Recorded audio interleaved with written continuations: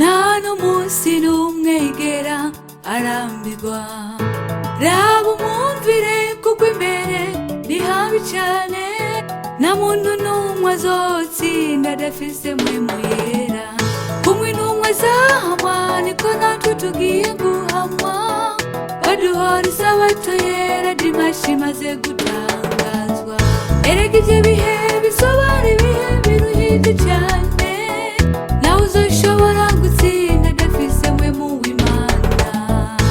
Yesu agiye kuza azosanga ubwoko bwiwe buri mu bibanza bitatu icyambere barapfuye icya kabiri hamwe icya gatatu bazoba barangajwe mu mashamba. Yesu we Yesu agiye kuza azosanga ubwoko bwiwe buri mu bibanza bitatu ikibanza cya mbere icya kabiri hamwe icya gatatu bazoba barangajwe mu mashamba.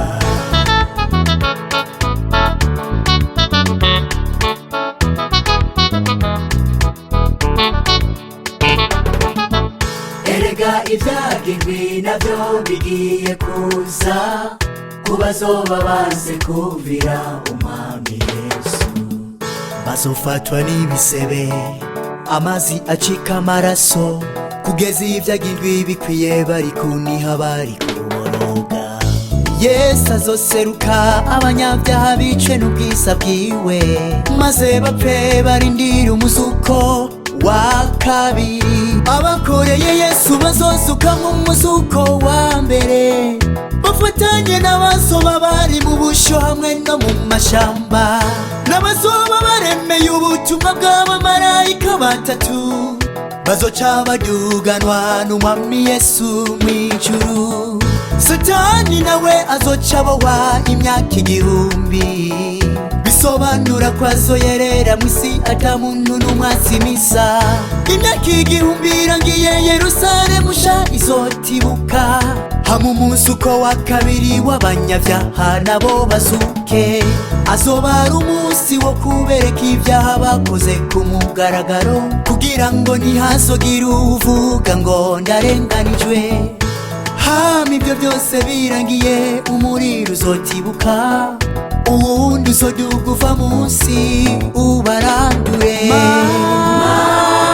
Mana ibyo bigeragezo uzicarana n'abana bawe ibyo biri imbere birakomeye magutsinda makubinaca uzicarana n'abana bawe muri Yerusalemu mu wawe